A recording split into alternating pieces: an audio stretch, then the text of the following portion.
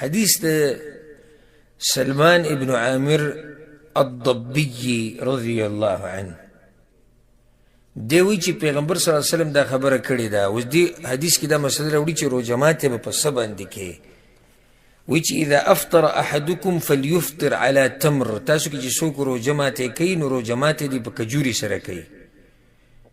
فإن لم يجد فليفطر على ماء، او که کجوره ورته میلاو نشي نو په اوبو سره دې وکړي. فإنه طهور، ځکه چې دا ښه پاکول کوي. رواه الخمسة وصححه ابن خزيمة وابن حبان والحاكم. نو سنت طریقه دادا یادې کوي، سنت طریقه دادا چې کجوره استعمال کړی شي په روژه ماتي کې تازه کجوري. که تازه نه نو بیا عامې کجوري، او که هغه هم نه نو بیا اوبه. حدیث په دې باندې شته د انس بن مالک رضی الله عنه حدیث دی کنه. كان رسول الله صلى الله عليه وسلم يفطر على رطبات قبل ان يصلي. پیغمبر صلی الله علیه وسلم په تازه کجورو باندې روژه ماتوله. فإن لم تكن رطبات فعلى تمرات. که تازه کجوري بنوي بیا عام کجوري استعمال کړي.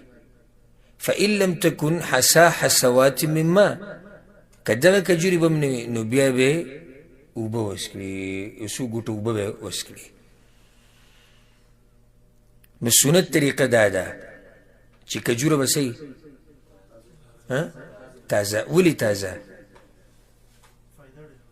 نه تازه ولې؟ اسانه خبره.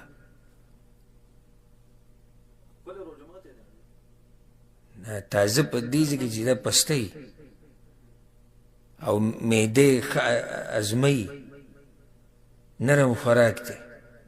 ها خو دې سم کېدی شي لکه اوس د ژمي موسم دی، ژمي په موسم کې تازه کجورې نه وي نو بیا به په تمراتو باندې کې عامې کجورې اگر که وخت پې تېر شوی. که دغه نه نو بیا په څه باندې؟ په اوبو باندې. پیغمبر صلی الله علیه وسلم وی فإنه طهور، وی د اوبه پاکول کوي. اوبه څه شی پاکوي؟ معده پاکوي، کولمې پاکوي، او بل دا چې د اینه د ګردې د دې روجې د لاسه پکې یعنی وچوالی پکې راغلی. د اینه هم لږه وچه شوي، د ګردې هم لږې وچې شوي. نو چې دا اوبه پې ورشي، د اوبه پې ورشي نو هغه معده هم صفای شي، کولمې هم صفای شي، ګردې هم په ارام شي، اینې ته هم فایده ورسي. سبحان الله. اوس ډاکټران ګوره دا خبرې بیانوي، پیغمبر صلی الله علیه وسلم هغه وخت کې بیان کړي. اوس ګوره ډاکټران دا وی په نهره اوبه څښه ډېره فایده ورکوي. په نهره اوبه څښه د ډېره فایده ورکوي. یو روایت د عوام خلک په دې فیسبوکونو او په دې ځایونو کې چلی وي چې پیغمبر د دې نه منع کړي دی چې په نهره به اوبه نه څښي. نو هغه داسې روایت دی چې په هغې اعتماد نشي کېدی. کمزوری روایت دی، د کوم ځای راوړی. نو دا بعض دا کمزوري روایت ته د کتابونو نه راوباسي او نشر کوي. دغه روایت کمزوری دی. صحیح د کتابونو کې راغلی، خو کتابونو کې خو دا چې کتابونو کې هر څه راشي یا به صحیح، بلکې ډاکټران خو وی په نهر باندې اوبه څښه څه دي؟ مفید دي. دلته پیغمبر وایي که فإنه طهور، پاکول کوي.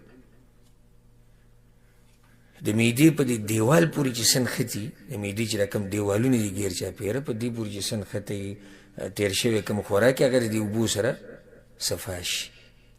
تر شان د کجوره چې ده، الله اکبر، په دې کې ډېره فایده خوږی. د کجوره څه خوږی، او د انسان د روجې نیو سره کمزوری شوی نو چې اولنی خوراک دی د خوږ وکړي نو طاقت ورته میلاو شي. او بل دا خوږ شی چې اول د معدې ته لاړ شي مزه وکړي نو بیا پسې کې د نور خوراک راځي. صحیح ده. ځکه پیغمبر صلی الله علیه وسلم ماشومانانو ته هم په خوله کې اول به یې کجوره په خپله خوله کې وجویله، بیا به هغو ته په خوله کې راښکوده چې دا ماشوم د معدې ته دا خوږه کجوره لاړه شي. وخت موږ سره ختم شو بلکل اخري دغه کې دی ما به تاسو ته فایدې باندې کړې وي چې د کجوري د خوراکو څه فایدې دي دې وخت کې. خو زار شم او قربان شم زموږ د پیغمبر صلی الله علیه وسلم نه او الله دې ورسره زموږ حشر د قیامت په ورځ وکړي چې دا مسلې موږ ته په هغه وخت کې بیان کړي. بله دا مسله یاده کوي چې د دې نه علاوه په هر شي باندې روژه ماتې کېږي، خو دا موږ سنت طریقه ووي، دا موږ څه ووي؟ سنت طریقه. لکه زموږ د پښتانه اکثر په روابضه ډېر مینې یو نیم ګړپ ورشي په روابضه باندې، او څوک زر پکوړې راوالي او څوک سموسې راوالي. نو د دومره وکړو صحیح د روژه ماتې وشو، خو سنت طریقې خلاف کاري وکړو. تازه کجوره کنې عامه کجوره او یا اوبه، هغې نه به نور خوراک